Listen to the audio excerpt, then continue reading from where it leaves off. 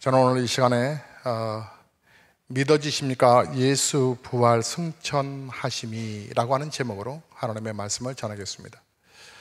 사랑하는 성도 여러분, 신앙생활에 있어서 가장 필히 꼭 알아야 될 중요한 메시지가 있습니다. 내용이 있다는 거죠. 그 중요한 내용을 인식하거나 믿어지지 않으면 신앙생활이요 참 버겁고요 힘이 듭니다. 여러분, 하나님 만나셨습니까? 여러분, 우리가 신은 있는 것 같아 라고 생각하는 거하고 그 신이 하나님이 나를 붙들고 계셔 라고 인식하는 거하고는 확 다르겠죠. 제가 좀 전에 2부 예배 때 뵈니까 한 분이 고개를 숙이고 있다가 신을 만나셨습니까? 하니까 고개를 바짝 드시더라고요. 아니, 정말 여러분 한번 생각해 보세요. 여러분, 하나님 만나셨냐고요? 하나님 정말 있다라고 생각하세요? 제가 우리 성도님들 섬겨가면서 정말 전해야 할 메시지가 있다면 오늘의 내용입니다. 여러분, 예수님 부활했다. 부활. 사실 우리 이성적으로 받아들이기가 쉬울까요? 정말 어려운 사건 아닌가요? 믿어지세요? 사람이 죽었다가 깨어났으니 간혹 그런 사람들이 있으니까. 그런데 다시 죽어요, 사람은. 근데 하늘나라에 승천했다는 거예요. 이게 믿어지냐고요? 정말 믿어지십니까? 학자들 가운데서는요, 예수님이 부활하지 않았다라고 하는 것을 증명하기 위해서 평생도록 자료 근거 삼아서 연구하고 거기에 아주 몰두한 사람들이 있어요. 그런 학자들이 있어요. 예수 부활이 없다. 그런가 하면 예수 부활하고 부활하신 예수님 만나서 내 인생이 바뀌었어 라고 고백하면서 그 예수를 증거하는 바울이라고 하는 학자, 바울이라고 하는 사람을 연구만 해서 그 바울의 신학 사상을 연구해서 박사학위를 받고 후학을 가르치는 또 학자들도 있어요.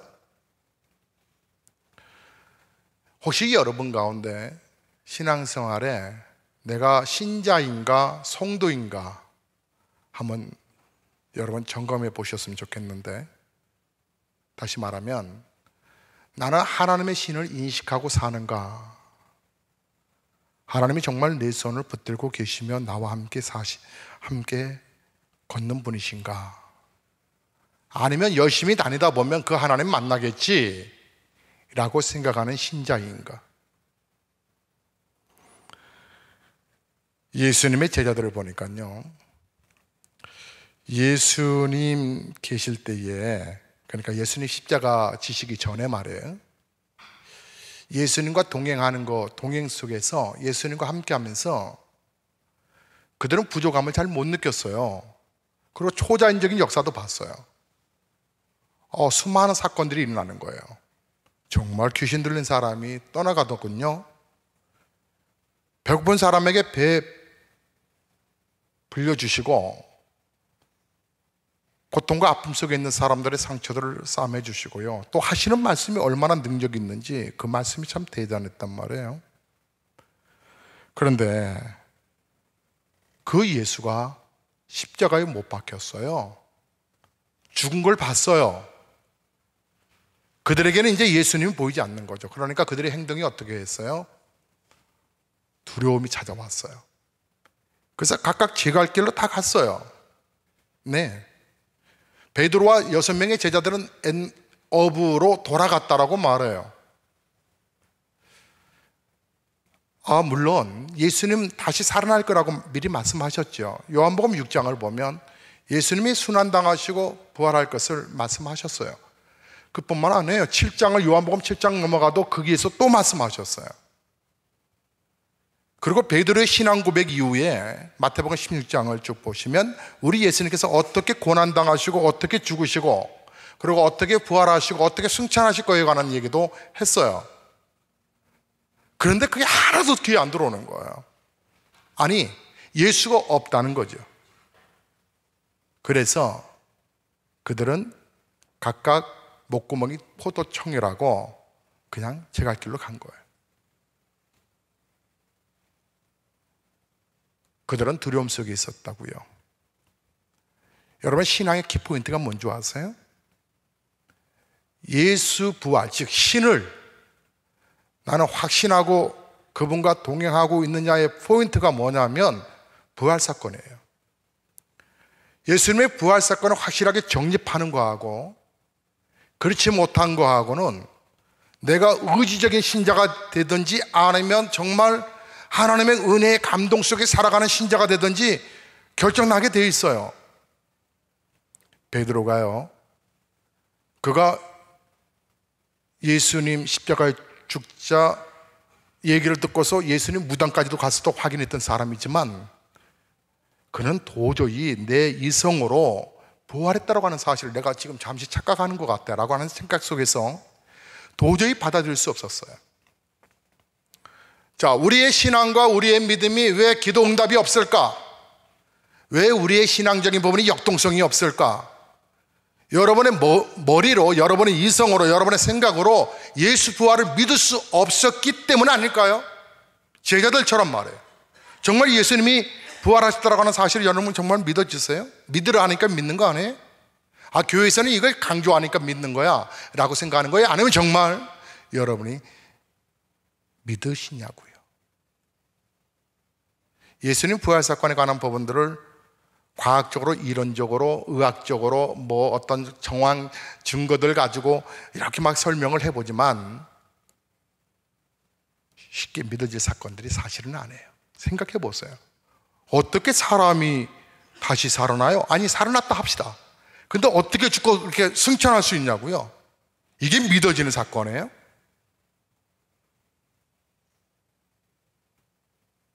근데 성경에는 이 사건에 관한 부분들을 아주 정확하게 분명하게 얘기를 해요. 예언의 완성이라는 거죠. 그래서 오늘 우리가 9절의 말씀을 봤습니다만 우리 예수님이 승천하셨어요.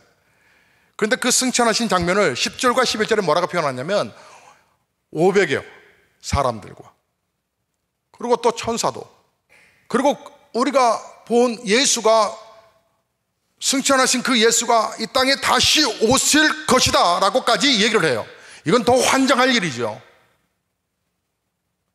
예수가 부활하셨다? 그분이 승천하셨다? 근데 그 예수가 다시 오신다? 이걸 믿으라고? 예, 성경의 포인트예요. 이걸 믿느냐 안 믿느냐에 따라서 여러분이 하나님의 신, 하나님과 여러분이 부합된 삶을 살아가느냐, 능력 있는 삶을 살아가느냐, 아니면 종교인으로 살아가느냐. 여러분 가운데서 정말 신은 있다라고 생각하시며 그 하나님이 나를 사랑한다고 정말 믿고 그분은 나의 숨결과 함께 호흡하는 분이라고 여러분 정말 믿어지시냐고요? 베드로는 못 믿었어요. 믿을 수가 없었어요. 그건 세상에 그런 일도 없었고 일어날 수 없는 것이었죠. 근데 우리 예수님이 정말 부활하셨어요. 예수님께서 그러면 부활하시고 한 일주일 있다가 승천하시면 되는데 왜 40일 계셨을까? 거기에 우리의 신앙의 현지서를 탁 때려요. 뭐냐면 여러분 3절 한번 보세요. 우리 3절 말씀 함께 읽겠습니다. 다 함께 봉독합니다. 그가 고난받으신 후에 또한 그들에게 확실한 많은 증거로 친히 살아계심을 나타내사 40일 동안 그들에게 보이시며 하나님 나라의 일을 말씀하시니라. 우리 예수님께서 사망 권세 이기시고 부활하시고 이제 승천하시기까지 40일 계셨는데 왜 하늘나라로 바로 올라가지 아니하시고 40일을 이 땅에 머무셨을까? 그리고 나서 40일 이후에 천사들 보는 가운데서 500여 수많은 사람들 가운데서 승천하셨을까? 3절이 얘기하고 있죠. 부활의 사건이 너무나 소중한 사건이기 때문에 친히 살아 계심을 확실한 많은 증거로, 네, 우리 예수님 부활하신 이 증거를 보이시기를 원하셨어요. 그래서 어느 제자가 이게 뭐 말 같은 소리를 해라. 죽은 예수가 어떻게 부활하냐? 근데 그분이 능력 행한 건 인정하겠지만 그분이 어떻게 부활하냐? 근데 그 길에 예수님이 함께 동행하면서 그 제자에게 나야 도마야. 도마 이름이 도마예요? 이름도 우리나라 발음이 도마니까 도마인데 우리가 도마 그러면 음식 요리하는 도마잖아요. 변덕이 참 많았던 사람이고 의심이 많았던 제자라고 그래요. 그러니까 의심 많은 사람들은 어떻게 해야 되겠어요? 증거가 있어야 되겠죠. 오늘 말씀에 뭐라고 그래요? 많은 증거로. 증거가 뭐예요? 우리 예수님 나 진짜야 짝퉁 아니야 하면서 손 보여주셨어요. 그 손이 어떤 손이에요? 내가 범죄했던 손이에요. 내가 죄악을 일삼았던 그 손이라고요. 그런 내 옆구리, 우리 주님 옆구리 보여주셨어요. 만져봐라. 보니까 정말 창자국 있는 거예요. 내가 내 욕심을 위해서 살아왔던 이 나의 이 폐부를, 죄를 사하시려고 찔리셨던 예수님의 모습을 본 거예요. 그래서 제자가 도마가 뭐라고 그래요? 저는 살아계신 하나님의 아들이라고. 하나님의 아들이십니다. 우리가 신앙생활에 왜 역동성이 없을까? 왜 재미가 없을까? 나 우리 부모 잘못 만나서 주일날 교회 안 나올 수도 없고, 아내 때문에 억지로 나오신 분들도 계시죠. 뭐 다녀야 되니까 다녔다고 하잖아요. 근데 언제까지 그러실 거예요? 하나님 만나보고 싶지 않으세요? 여러분의 눈물을 예민하게 바라보시고 여러분의 탄식을 예민하게 들으시는 그 하나님 계신데 정말 부활을 믿으셔야 돼요.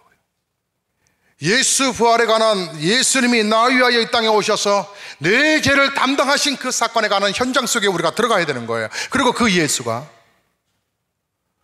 다시 살아나셨다라고 하는 것을. 그리고요, 그 3절 후반절에 이렇게 말을 해요. 하나님 나라의 일을 말씀하시니라. 하나님 나라의 일, 하나님 나라에 관한 부분을 설명하고 싶으시다는 거예요. 즉 이 땅이 아니라는 거예요.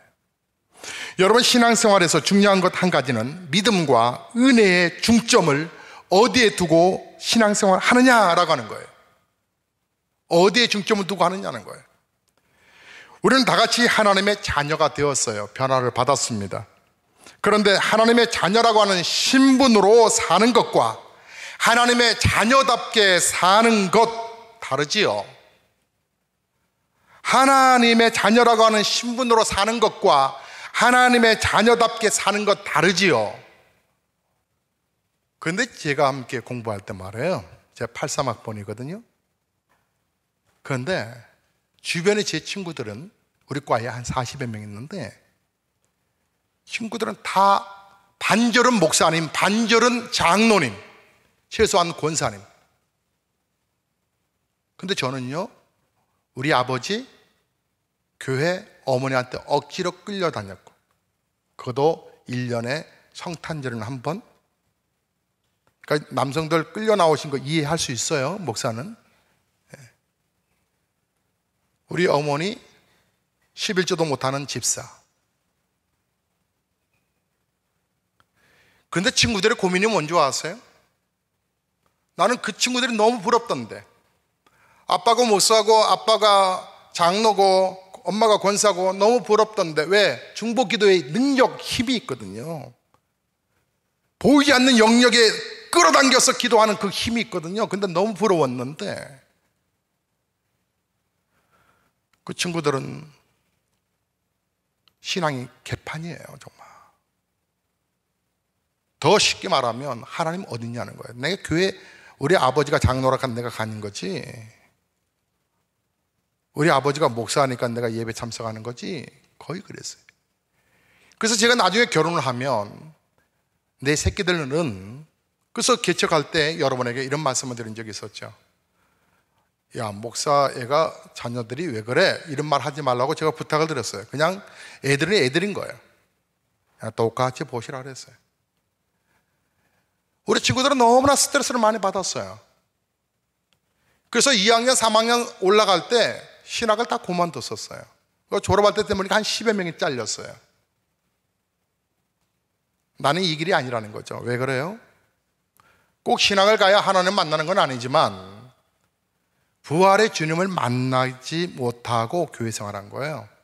그래서 저는 우리 삼남매 아이들이요, 스스로가 하나님 만나기를, 경험하기를, 믿어지기를 바라요. 그래서 집안에서 자꾸 종교 냄새, 막 이런 의존적인 냄새를 일부러 안 풍기려고 그래요. 그냥 집은 집이에요. 우리의 신앙생활에 왜 역동성이 없느냐? 내가 하나님 살아계신 그 부활의 주님을 알려고 하지도 않고 만나지도 못했다는 데에서 비극이에요. 비극. 하나님의 자녀라고 하는 신분으로 사는 것과 하나님의 자녀답게 사는 거 정말 다른 건데, 우리가 하나님의 자녀임에도 불구하고 이 세상의 영향에 괴로움을 겪고 불행하게 사는 것은 우리가 하나님의 자녀답지 못하게 그렇게 살고 있기 때문은 아닐까. 자녀답게 사는 것은요, 예수 부활로 인한 산 소망을 품어야 하나님의 자녀답게 살 수 있어요. 베드로가 하나님을 만났어요. 정말 부활하신 예수를 만나고요, 그의 생애가 바뀌어가기 시작했는데, 그가 베드로전서 1장 3절에 이런 말을 하더군요. 찬송하리로다. 우리 주 예수 그리스도의 아버지 하나님이 그 많으신 국률대로 예수 그리스도의 죽은 자 가운데서 부활하심으로 말미암아 우리를 거듭나게 하사 산 소망이 있게 하시며. 부활하셨어요? 부활하신 예수님이 40일 동안 계실 때 뭘 하셨다고요? 하나님 나라를 설명했다. 하나님 나라의 일을 말씀하시니라. 하나님의 나라의 일이 뭘까? 우리를 거듭나게 하사 산 소망이 뭔지를 알려주기를 원하셨어요. 천당의 그 영광스러움이 뭔지, 천국의 그 아름다움이 뭔지, 그러므로 산 소망을 하나님께 두는 그런 믿음을 갖고 있는 신자, 세상에 썩어질 소망.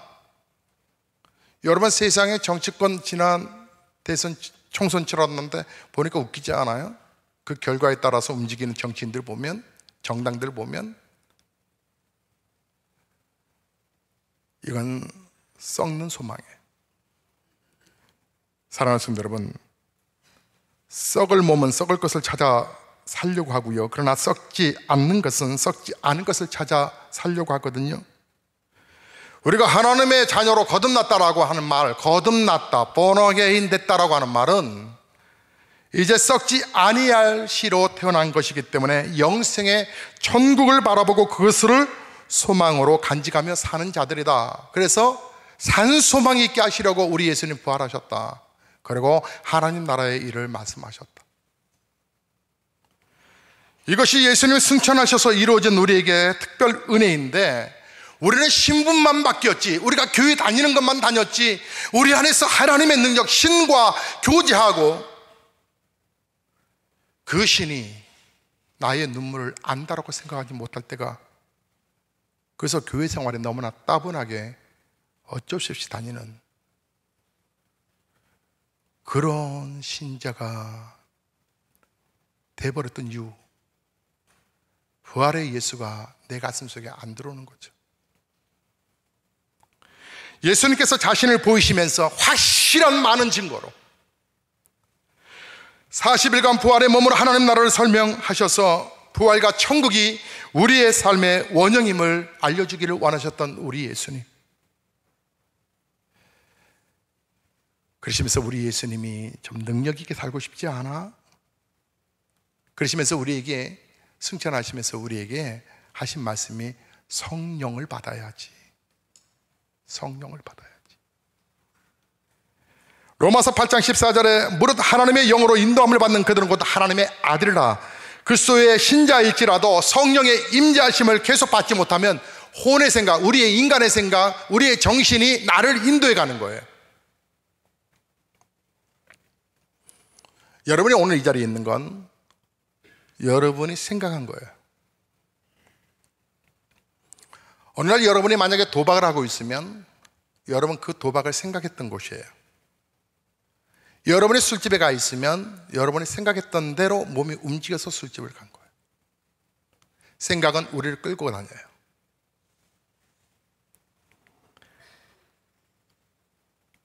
우리는 이 땅에서 생각의 다스림을 받을 수밖에 없어요. 생각을 주님께 딱 집중하지 못하면 마귀는 언제든지 우리의 생각을 타고 들어와서 예수님을 팔아먹은 가룟 유다처럼 예수를 팔아먹을 생각을 우리 안 딱 집어넣는 거죠. 그래서 하나님의 은혜를 딱 중단시켜버려요. 그리고 그 생각은 우리로 하여금 비교하게 만들어요. 그래서 하나님의 은혜가 비교 대상으로 이게 교회 안까지 들어와요. 그래서 비교식으로 저분은, 그래서 저분을 보니까 별로 기도도 안 하는데 잘 돼. 저분을 보니까 뭐 열심히 하는데도 뭐 이렇게 늘 삶이 힘들어. 나와 하는 걸 비교해 보는 거예요. 그래서 뭐 나는 뭐 그냥 무난하네 이렇게 가는 거예요. 우리 성도님이 가운데서 저에게 문자를 보내셨어요. 목사님 기도해 주셔서 우리 자녀가 이렇게 공부를 잘하게 됐습니다. 제가 나중에 문자를 보고 답장을 했어요. 목사에게 피로회복제입니다. 왜요? 목사는 성도들의 가정을 예민하게 정말 기도하는 주 업무니까. 근데 목사가 우리 성도님들 가운데서 이렇게 보면 비교를 하다가 스스로 시험 들어요. 근데 참 신기하죠? 참 이상해요. 아니 정말 연구해보고 싶어요. 교회 안에 사역을 잘하는 분이 있어요. 예를 들면 순장이라고 하는 예를 들어볼게요. 셀 리더. 그 사역을 맡기면 이분은요 그 사역에 효과를 나타내요. 그래서 또 하나를 또 맡겨요. 어쩔 수 없이. 그럼 2개가 되잖아요. 근데 2개도 거뜬하게 감당하는 거예요. 그러나 얼마나 몸은 피곤하겠어요? 그런가 하면 어느 분은 그 맡겨진 하나마저도 위태위태해요. 심지어는 그 사랑 셀뿐만 아니라 본인 자신도 위태위태해. 자신까지도. 근데 2개의 사명을 잘 감당하는 분에게 그러면 안 되는데, 교회는 좀 균형 있게 좀 이렇게 다 나눠야 되는데, 함께 짊어져 가야 되는데, 그분에게 사역 하나를 또 맡겨요. 그럼 그분은 몇 개가 되겠어요? 3개가 되겠죠. 그런데 그 3개를 완벽하게 해내요. 너무 신기한 거 아니에요? 왜 잘하는 사람이 잘할까? 그 이유가 뭔지 아세요? 여러분들 공부 많이 하셨잖아요. 머리가 나빠서 못해요? 단 하나예요. 예수 부활의 사건을 내가 믿느냐 안 믿느냐의 차이예요. 예수 부활의 능력을 믿느냐 안 믿느냐는 거예요. 근데 그것을 인식하지 못하고 그냥 비교하는 거예요. 아, 저분이 기도 안 하면, 저 중직자가 기도 안 하면 나도 기도 안 하는 줄 알아요. 그래서 여러분 장로님 되면 피곤한 일이에요. 사실은 권사가 기도를 안 해, 만약에 그러면 나도 자유해. 아니 권사님도 기도 안 하는데 내가 집사가, 그렇게 비교를 해. 그 비교를 통해서 은혜의 역동성을 찾아가는 것이 아니라 그냥 위로하는 거예요, 내 자신을. 어떤 분들이 그래요? 부활의 생명이 예수를 만나지 못하면 그래요. 이 비교가요 우리 생활 문화 전반에 끌고 와버렸어요. 예를 들면 어머니들, 아이가 시험을 치러서 얘가 100점을 받았어요. 이 아이가 막 흥분해요. 그래서 막 집에 오자마자 엄마 하고 가방에서 막 해가지고 자기 성적표를 100점짜리를 쫙 보여줬어요. 나 100점 맞았어. 그러면 어떻게 돼요? 안아주고, 이야, 됐다, 나왔다. 우리 집안에 정말 인물이 나왔구나. 잘했어. 안아주고 엄마가 용돈 좀 줄까? 그래야 되는데 뭐라고 그래요? 야, 네 반에 100점 맞은 애가 몇 명이나 있어? 그러면 애가 머리 한 반절은 될걸? 거봐 이 새끼야. 에이, 어쩐지 네가 100점 맞았다. 그래서 얘는 늘 5, 60점 맞아가지고 늘 스트레스를 받고 있다가 100점을 맞아갖고 너무 기뻐갖고 막 자랑하고 싶은데 엄마는 싹둑 잘라버리죠. 아이가 뭐라고 생각해요? 내 인생은 그래. 이 비교의식이 내가 모든 영역 속에서, 심지어는 교회 안에서도 그냥 그거 보고 나를 스스로 그냥 위로하고 그렇게 그럭저럭 신앙생활 하는 거예요. 저분이 교회 나오니까 나도 나가는 거예요. 저분이 이 정도 봉사하니까 나도 봉사. 왜 우리는 신과 동행하지 못할까요? 신 말해요. 신, 살아계신 신, 하나님. 왜 그분이 나의 탄식에, 나의 눈물에 예민하게 반응하신다는 사실을 왜 인식하지 못하고 우리가 어렵게 신앙생활 하죠? 왜 이렇게 재미가 없어요?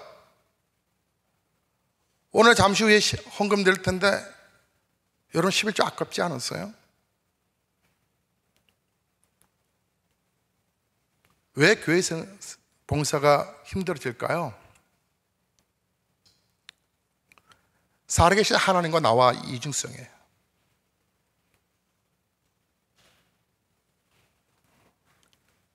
말씀을 맺어야 되겠어요? 여러분, 우리의 혼을요, 우리의 정신, 우리의 생각을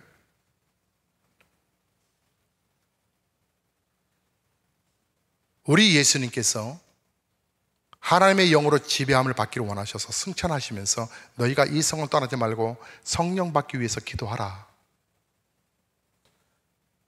하나님의 영을 받으면 내 안에서 시작되는 놀라운 기적과 능력들과 은혜가 시작되는데 그 하나님의 영과의 이 터치함을 소중하게 여기지 못하고 예수 부활 사건이 아직도 믿어지지 않기 때문에 종교인은 될 수 있으나 기도의 응답자가 되지 못했던 거죠.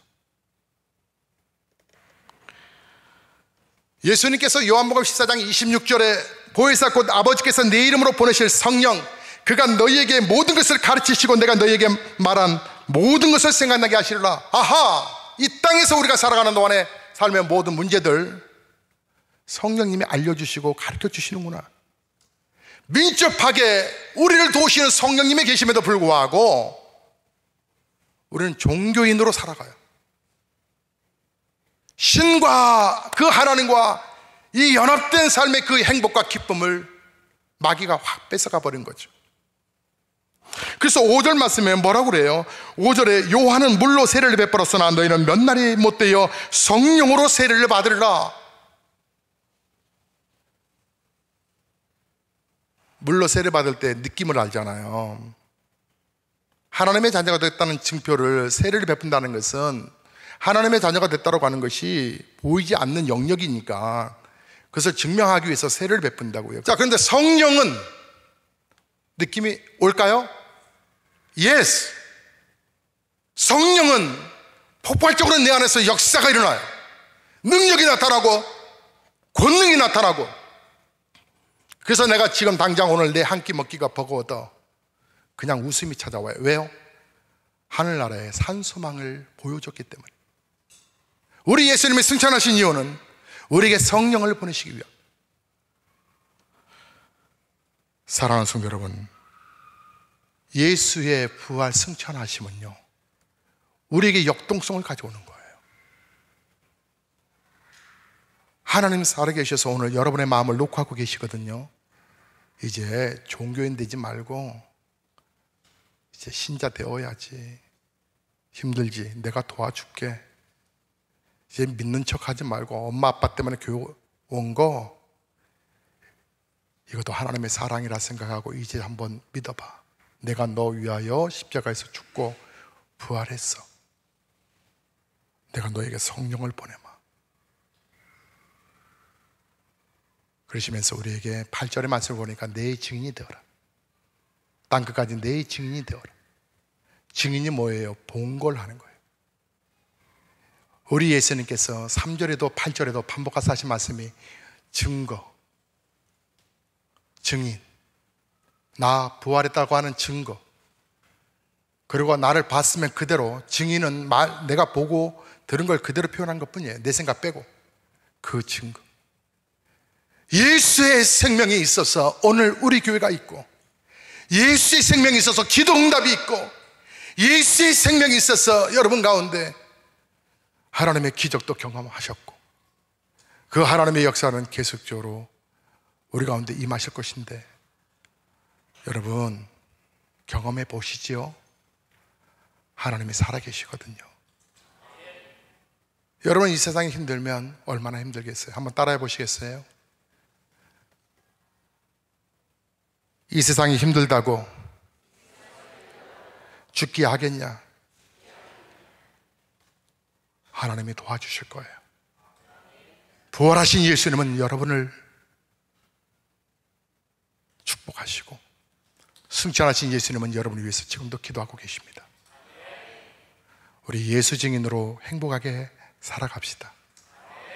찬송하겠습니다.